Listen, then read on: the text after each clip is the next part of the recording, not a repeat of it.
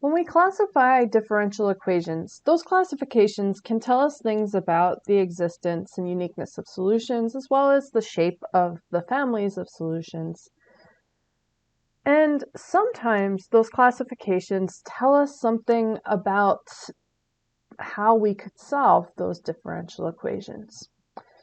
Today we're going to talk about a classification of differential equations called separable equations. These equations are pretty much the easiest differential equations for us to solve.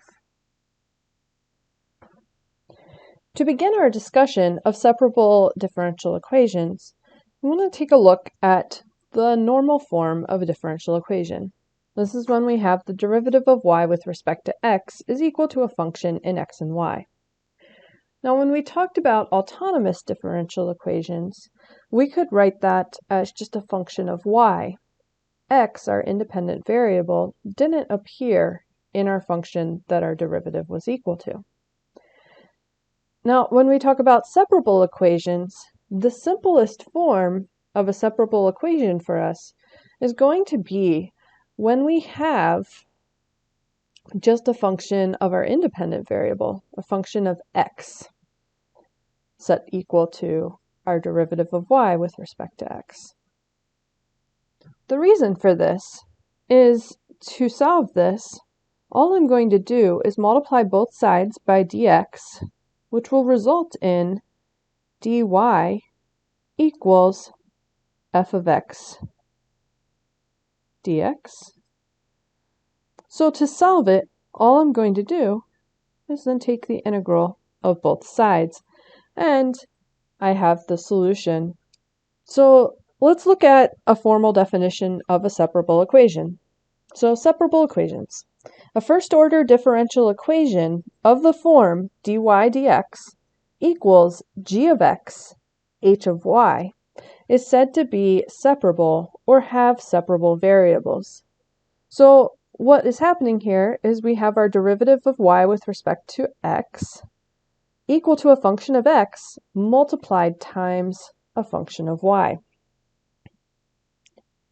So the first challenge that we face in dealing with separable equations is identifying them. So I have two examples here. In my green example, I have the derivative of y with respect to x is equal to y squared times x times e raised to the power of the quantity 3x plus 4y.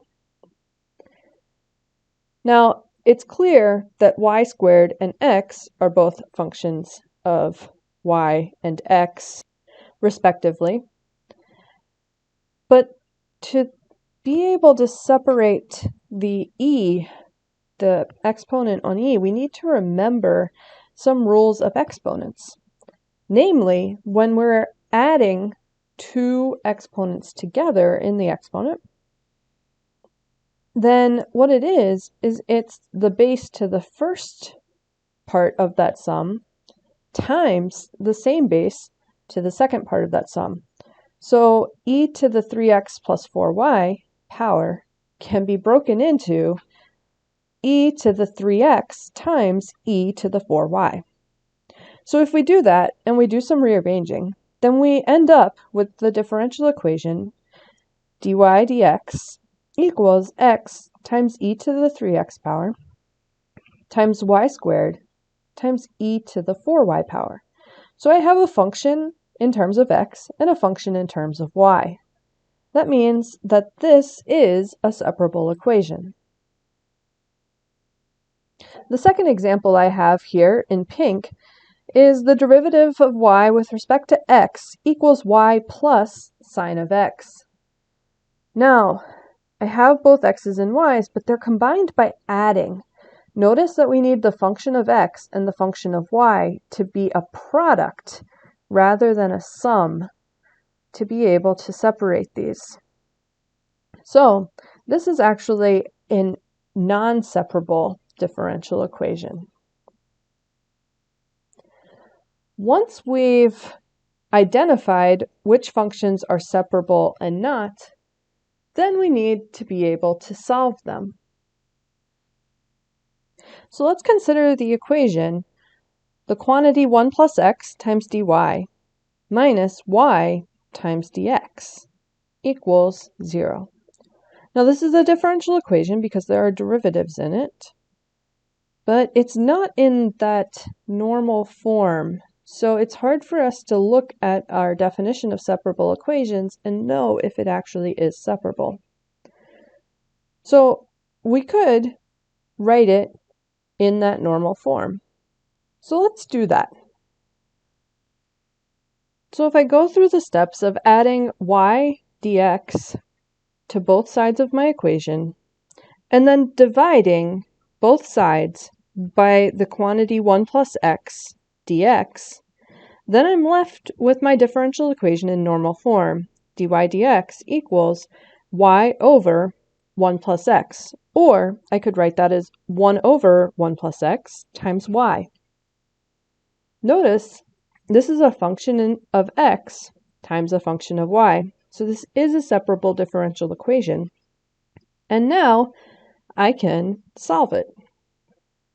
So to solve a separable differential equation, what you want to do is you want to multiply by dx and divide by your function in y, so h of y, whatever that may be. In this case, I'll be multiplying by dx and dividing by y. This results in dy over y equals dx over the quantity 1 plus x. Now to solve this, I can take the integral of both sides.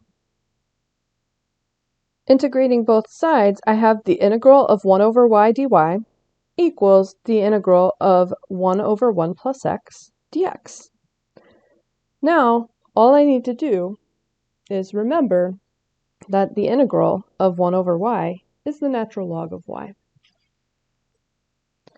And remember, when I do an indefinite integral, like I have here, I need to add a constant. I'm going to label my constant c sub 1 to indicate that it's a first constant, because I have a second indefinite integral to do, so I'm going to need a second constant. Now all that's left to do is take the integral of 1 over 1 plus x, which will be the natural log of 1 plus x, and then I'll be adding a constant to that as well. So now I've gotten it to the point where there are no derivatives left in my equation, which means I'm close to having a solution to my separable differential equation. But I want my solution in the terms y equals something. So I need to solve this for y. The first step that I need to do to solve for y is to subtract my first constant across. Now when I do that, I'll have c2 minus c1. That's a constant minus a constant, and neither one of them is a coefficient on anything or an exponent to anything. So I can just combine them together to be some overarching constant. So I'll combine them together, c2 minus c1, to be c. And I don't even need to keep track of where that came from. I just need to know that it's a constant. So now I have the natural log of the absolute value of y equals the natural log of the absolute value of 1 plus x plus my constant.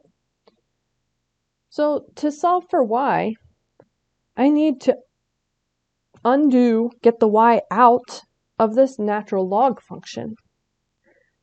Now remember, to get something out of a log function, what we do is we take e to that power.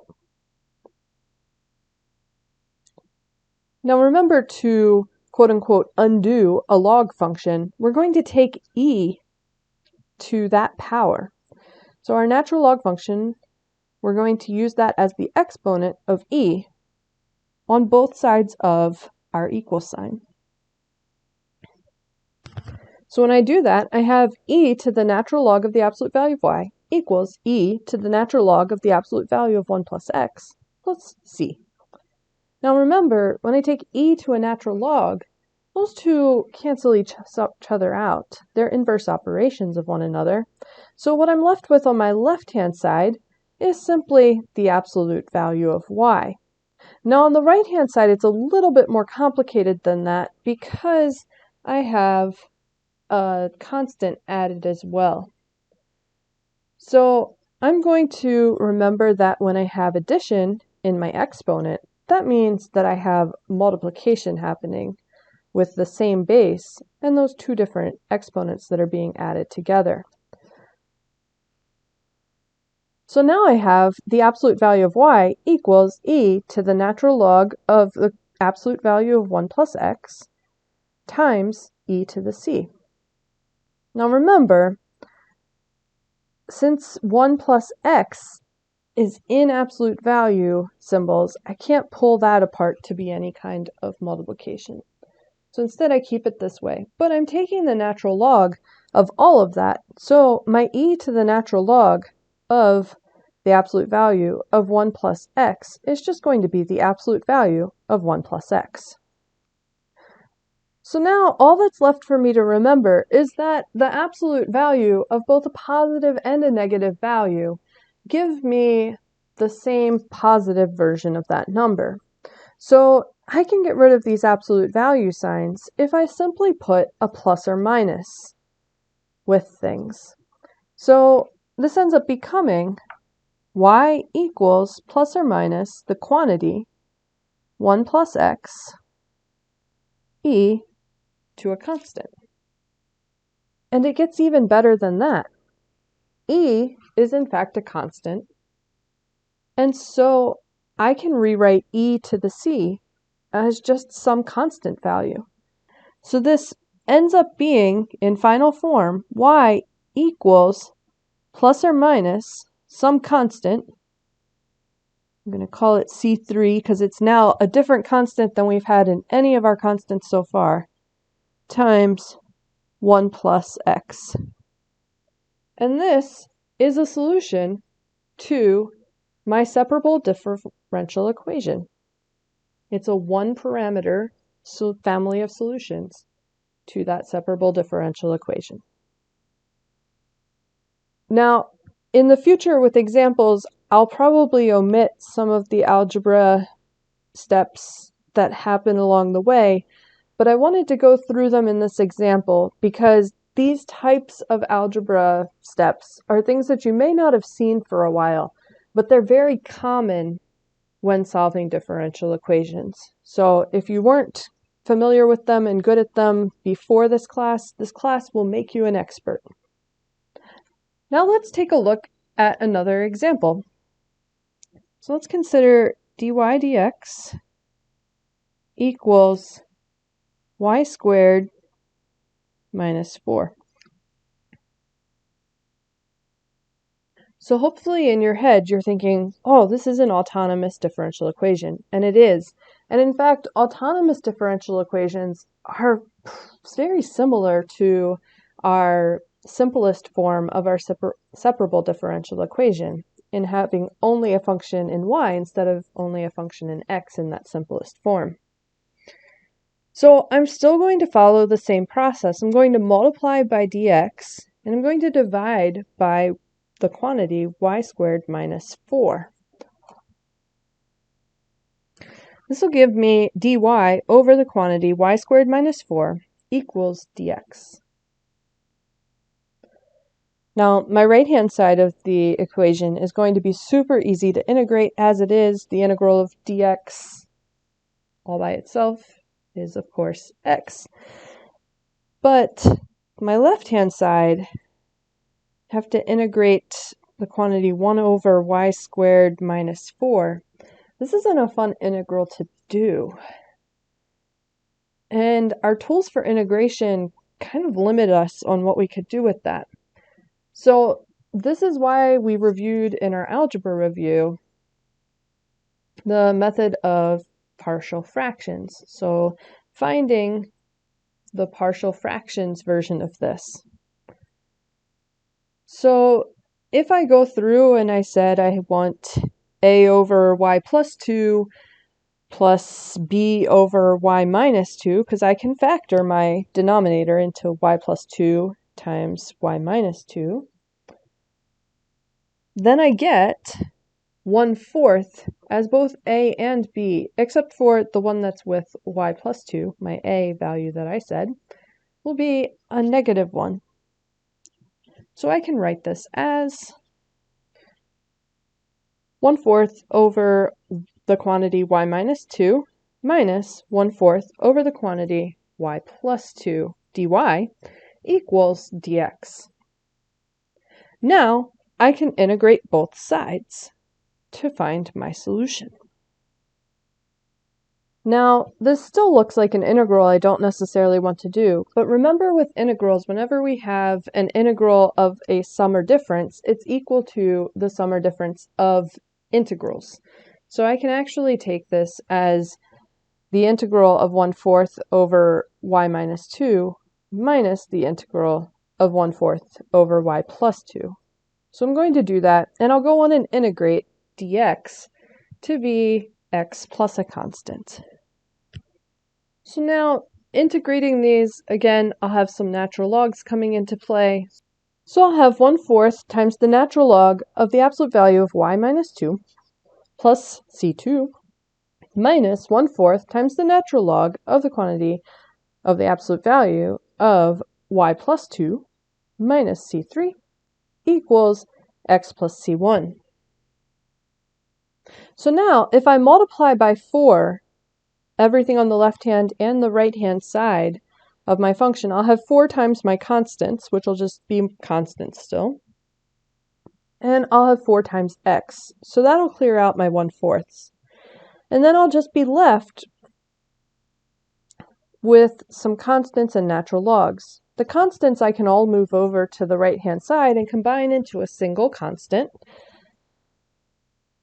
And then I'm just left with a difference of natural logs. Now remember natural log rules. If I have a difference of 2 natural logs, it's equal to the natural log of the quotient. So that gives me the natural log of the absolute value of y minus 2 over y plus 2 equals 4x plus some constant. So now all that's left to do is to solve for y. So first I'll get rid of the natural log. And then if I pull this apart to be plus or minus e to the 4x times e to the c4, and remember that e to the c4 is just a constant itself, so this will be plus or minus a constant times e to the 4x on my right-hand side. And I can multiply that by y plus 2, and then I'll do some rearranging of stuff so that I can factor out a y and do a little bit of division.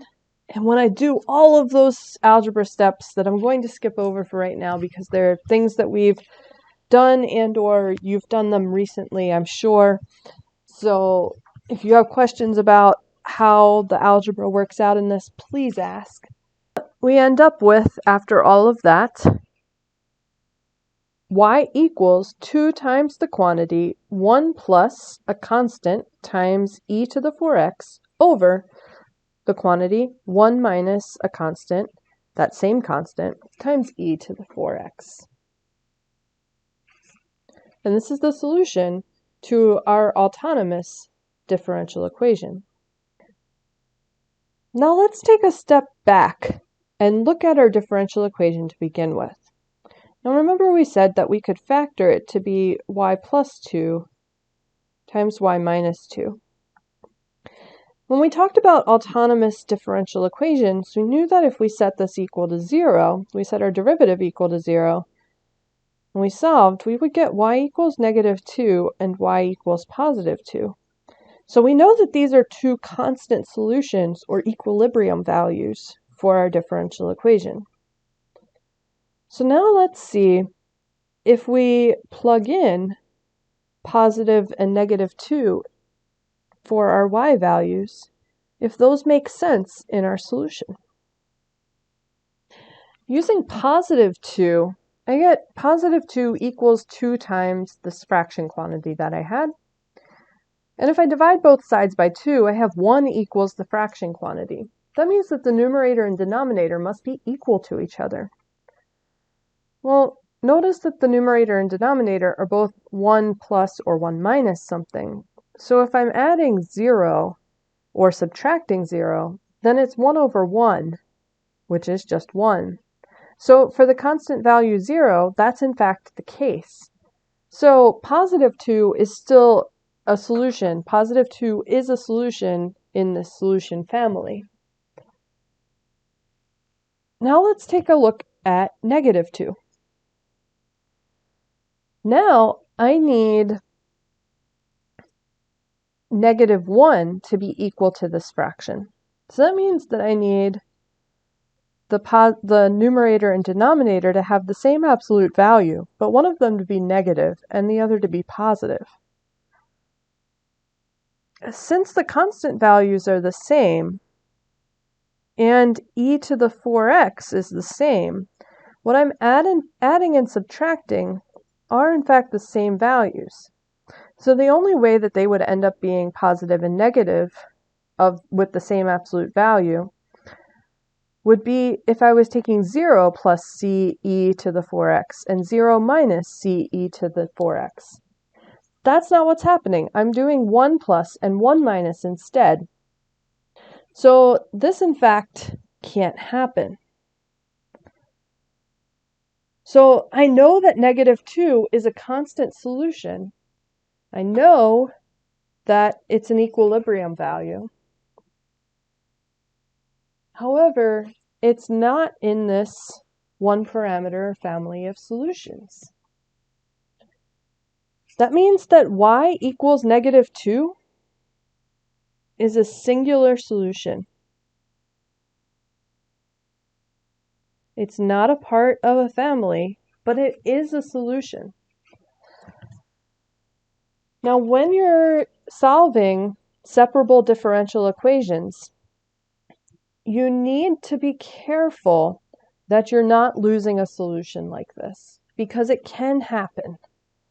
So as you go through, solve it, by all means, get to your solution, because that's our goal, is to get these families of solutions.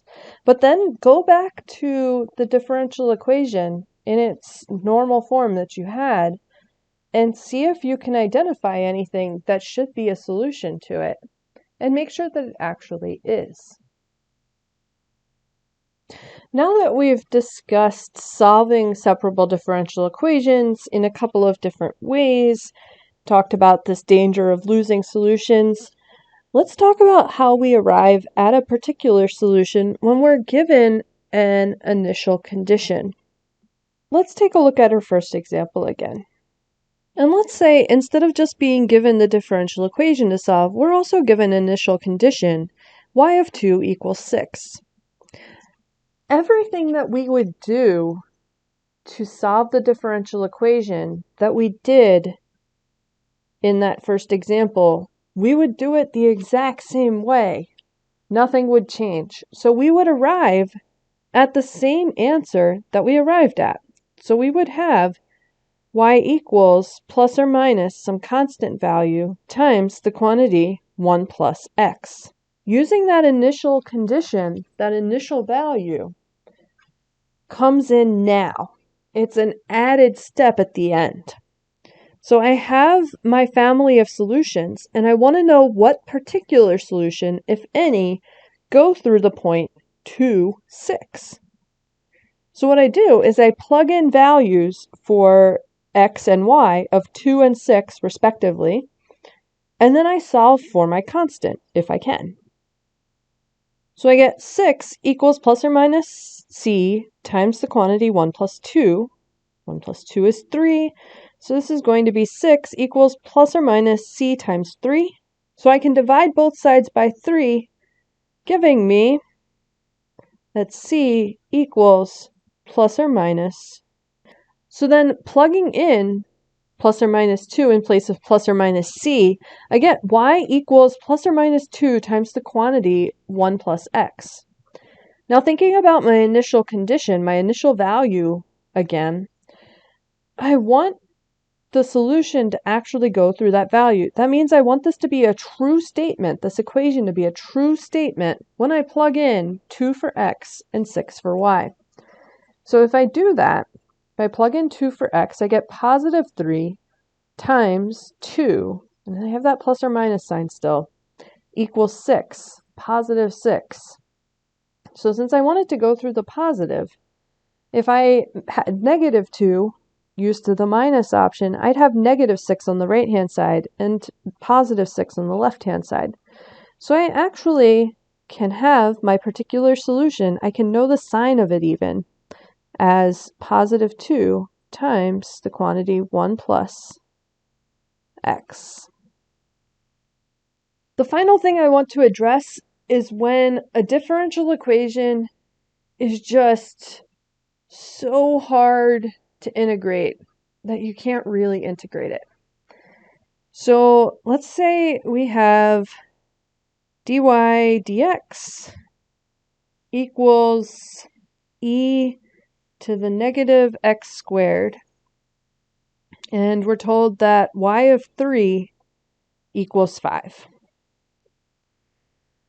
Now, I look at this and I say, yes, it's the simplest version of a separable differential equation. Like, I don't even have to do the separation thing. It's just a function of x. I'm going to multiply by dx, and this is going to be great. So if I do that, I have dy equals e to the negative x squared dx. So to solve this, what I would have to do is just take the integral of both sides. So I'm going to integrate both sides. So I immediately say my left-hand side is y, and that's beautiful. My right-hand side, though, integrating e to the negative x squared. Well, e to the negative x squared is continuous. So like in theory I could do this, but all of my integration tools that I have in my integration tool belt kind of fall short on this. So it's considered not an elementary function. The things that you know how to integrate, they're elementary functions. This, not so much. So what we're going to do is we're going to take our independent variable x and we're going to make it a limit of integration. And we're going to replace it as the variable of integration with some dummy variable of integration, t. So we'll look at the equation in this form right here, and we're going to rewrite it, but we're going to be integrating with respect to t, so we'll be doing dy dt as our derivative that we're looking at, and we'll be integrating with respect to t. And we're going to be integrating up till our x value, and we're going to start at our initial x value, which is given to us in the initial condition. That's 3. And we're going to do the same thing on the right-hand side. So we're going to integrate from our initial x value of 3 up to our variable x. And then everywhere we have x's, we're going to replace them with t's. So we'll have e to the negative t squared dt. So now you may be thinking, well, this doesn't help us at all with this integrating on the right-hand side. We can't do it. That's true. We can't. So what this ends up being is it's called an integral defined function. So this function is going to have an integral in it. And that right-hand side is going to remain an integral. However, the left-hand side, I can do something with that. I can integrate dy dt with respect to t. That's just y of t. So this is going to be y of t, and I'm going to be taking the integral from 3 to x. So I'll have those as my limits of integration thrown in there. And I'm going to leave my right-hand side alone, going from 3 to x of e to the negative t squared dt. Now, if I plug these in, I'll get y of x. That's what we want, right? That's the answer that we're looking for. Minus y of 3, Well, y of 3 is actually my initial condition there. And it's going to equal that right-hand side, we're just leaving it alone. So integral from 3 to x of e to the negative t squared dt. And so all that's left for us to do is use that initial condition the rest of the way and take that 5 that we're given as being y of 3 and plug it in. So what I end up with then is I've got y of x minus 5 equals the integral from 3 to x e to the negative t squared dt. And then the last step, solve for y of x, add that 5 across. So I get y of x equals 5 plus the integral from 3 to x e to the negative t squared dt. And this is my integral defined function that is a solution to this differential equation. You can also do this when we have a separable differential equation. Follow the same steps along the way.